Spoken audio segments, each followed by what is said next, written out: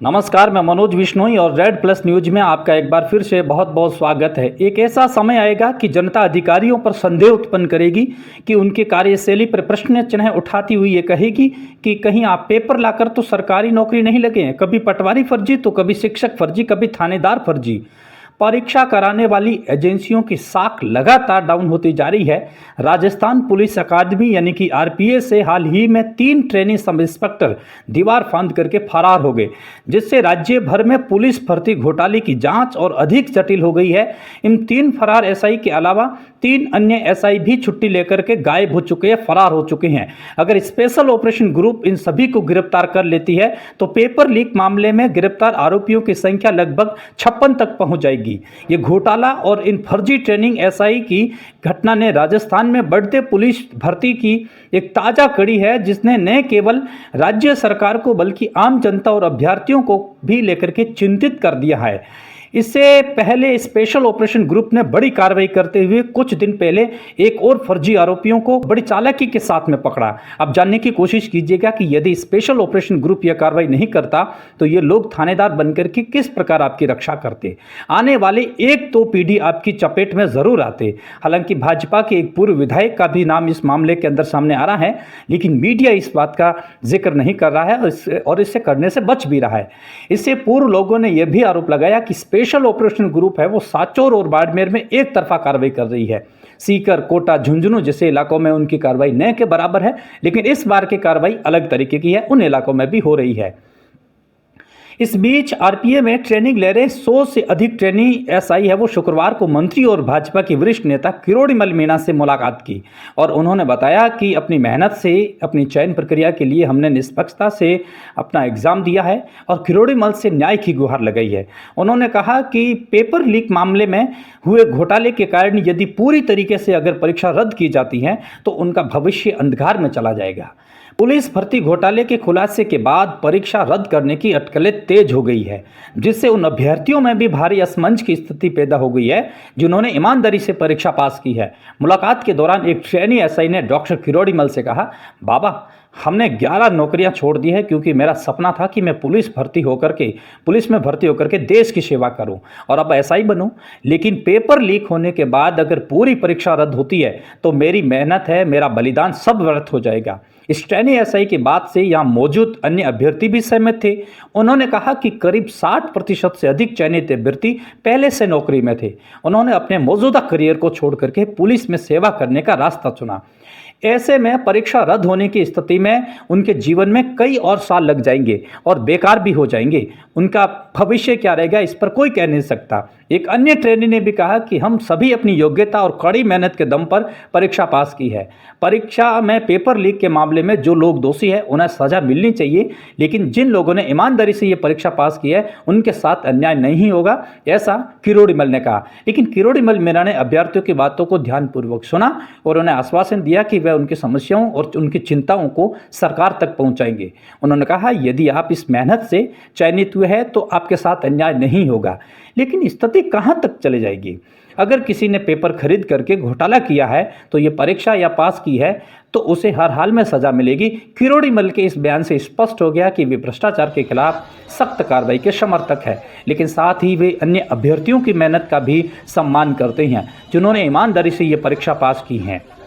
इस दौरान अभ्यर्थियों ने किरोड़ीमल से न्याय दिलाने की अपील की कि हमें न्याय चाहिए। उनका कहना था कि परीक्षा रद्द करने का फैसला उन लोगों के लिए बड़ी सजा होगी जिन्होंने अपना सब कुछ दांव पर लगा करके इस परीक्षा में मेहनत की है। हमने रात दिन एक करके ये मुकाम हासिल किया है। अगर सरकार हमारी मेहनत को सम्मान नहीं करती है, इस परीक्षा को रद्द नहीं करती है तो हमारे सपनों का क्या होगा? एक अभ्यर्थी ने हल्के से भावुक होकर के ये बात किरोड़ीमल के सामने कही। परीक्षा को रद्द करने के मुद्दे पर न केवल अभ्यर्थी बल्कि कई समाज और संगठन भी सरकार पर दबाव बना रही हैं। इन समाजों का कहना है कि दोषियों के खिलाफ कड़ी कार्रवाई होनी चाहिए, लेकिन पूरी परीक्षा रद्द करना सही नहीं होगा। कई संगठनों ने मुख्यमंत्री भजनलाल शर्मा को पत्र लिख करके परीक्षा को यथावत करने की अपील की। उनका कहना है कि जिन लोगों ने मेहनत की है या ईमानदारी से परीक्षा पास की है, उन्हें इस घोटाले का खामियाजा नहीं भुगतना चाहिए। राजस्थान के एक और नेता ने कहा कि यह दुर्भाग्यपूर्ण है कि कुछ लोगों की वजह से हजारों मेहनती अभ्यर्थियों का भविष्य अंधकारमय हो जाता है। सरकार को उन लोगों की पहचान करनी चाहिए जिन्होंने अनैतिक तरीके से परीक्षा पास की है, लेकिन ईमानदार अभ्यर्थियों का खामियाजा इसे नहीं भुगतना चाहिए।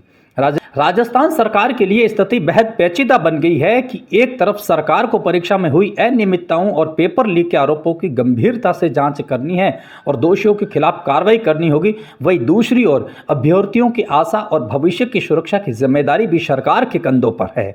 उन्होंने अगर मेहनत और योग्यता के बल पर अगर ये परीक्षा पास की है तो फिर उनके साथ अन्याय नहीं होना चाहिए। भजनलाल शर्मा को लिखे गए पत्र और मुलाकातों के समाज और अन्य लोगों से ये इस मांग से स्पष्ट है कि सरकार को दोषियों पर कार्रवाई करते हुए परीक्षा को यथावत रखना चाहिए या नहीं, ये मंत्री को आगे आकर के बयान देना चाहिए। हालांकि सरकार ने अभी तक इस मुद्दे पर कोई अंतिम फैसला नहीं दिया है, लेकिन ये स्पष्ट है कि मामला राज्य सरकार के लिए अत्यंत गहरा मुद्दा है। मामला राज्य की राजनीति और प्रशासनिक तंत्र के लिए एक कड़ी चुनौती बन सकता है। परीक्षा रद्द करने का एकमात्र कारण यह भी हो सकता है कि सरकार अपने सभी नागरिकों के लिए एक निष्पक्ष, पारदर्शी भर्ती सुनिश्चित करना चाहती है, लेकिन इसके विपरीत उन अभ्यर्थियों की मेहनत, सपना को भी नष्ट करना भी एक कठिन चुनौती, कठिन फैसला हो सकता है, जिन्होंने पूरी मेहनत और ईमानदारी में के साथ में इस प्रक्रिया में भाग लिया था। एक ऐसा मुद्दा है जो राज्य सरकार की नैतिकता, संवेदनशीलता की परीक्षा ले रहा है। इस बीच अभ्यर्थियों में असमंजस की स्थिति बनी हुई है कि उन्हें यह समझ में नहीं आ रहा है कि आगे उनका क्या करना होगा, आगे उनका टारगेट क्या है, क्या करना चाहिए। क्या ये परीक्षा रद्द होगी? क्या उन्हें फिर से परीक्षा देनी होगी? सरकार उन्हें किसी तरीके की राहत देगी? इन सभी सवालों ने अभ्यर्थियों के मन में बेचैनी और डर भर दिया। एक ट्रेनी एसआई ने कहा, हमारा भविष्य अंधकार में लटका हुआ है, हमें नहीं पता कि सरकार क्या निर्णय लेगी। अगर ये दिन हर दिन खबर आती है कि 1 गिरफ्तार 2 गिरफ्तार, तो फिर इस मामले का होगा क्या? कोई ठोस दिशा में कोई भी निर्णय नहीं दिखाई देता। हमें सिर्फ इतना पता है कि हमने मेहनत की है, हमें न्याय चाहिए। इन अभ्यर्थियों की चिंता केवल अपने भविष्य के लिए नहीं, बल्कि उन परिवारों के लिए भी है, उनकी सफलता के लिए जो प्रार्थना कर रही हैं। एक अन्य ट्रेनी ने कहा कि मेरे परिवार ने मुझे इस मुकाम तक पहुंचाने के लिए बहुत संघर्ष किया है। जब पुलिस में भर्ती होकर के अपने सपनों को पूरा करने के लिए करीब हूं, तो ये घोटाला मेरे सपनों को चकनाचूर करने के लिए तैयार खड़ा है, जिसे स्वीकार नहीं किया जा सकता। अब सवाल ये है कि सरकार इस मुद्दे पर क्या कदम उठाएगी। एक तरफ जहां एसओजी की गिरफ्तारी ने घोटाले में शामिल लोगों की संख्या बढ़ती जा रही है, एसओजी की तरफ से इस घोटाले में जितने भी लोग सम्मिलित हैं उनकी संख्या बढ़ती जा रही है। दूसरी तरफ ईमानदार अभ्यर्थियों की भी मांगें तेजी से हो रही है। मुख्यमंत्री शर्मा और उनकी सरकार के सामने एक बड़ा फैसला है ये, और उनको ये फैसला लेना पड़ेगा। ये बड़ा संकट है, उन्हें फैसला लेना पड़ेगा। क्या वे परीक्षा रद्द करने के लिए कड़ा संदेश देंगे और ईमानदार अभ्यर्थियों के भविष्य में उनके हितों की रक्षा करने के लिए कोई और डिसीजन देखेंगे? ये देखना बाकी है। लेकिन एक बात तय है कि ये मुद्दा आने वाले दिनों में और गंभीर रूप में हो सकता है। हाल ही के दिनों में मंत्री जोगाराम पटेल ने कहा कि आपको खुशखबरी तो मिलेगी, लेकिन ये कब मिलेगी, कैसे मिलेगी, ये नहीं बताया। अभ्यर्थी आज भी असमंजस की स्थिति में है। यदि यह परीक्षा रद्द हो जाती है तो उन अभ्यर्थियों का क्या होगा जिन्होंने दिलो दिमाग से मेहनत की है और उनका चयन हुआ है। यदि यह परीक्षा रद्द नहीं होती है तो बेरोजगार छात्रों को उनके मन में क्या लगेगा? क्या ये थानेदार सब फर्जी लगे हैं या जांच एजेंसियां है वो इस तरीके की काम कर रही है? इनके बारे में सरकार को कम से कम त्वरित निर्णय ले लेना चाहिए। लेकिन आशा है, उम्मीद भी है सरकार से कि आने वाले 2-4 दिनों में वे निर्णय लेगी। आज के इस एपिसोड के अंदर इतना ही। देखते रहिए आप रेड प्लस न्यूज़ के अन्य एपिसोड। अगर बढ़िया बात लगी है तो चैनल को लाइक करें, सब्सक्राइब करें, देश और दुनिया तक जरूर पहुंचाएं। बहुत बहुत शुक्रिया।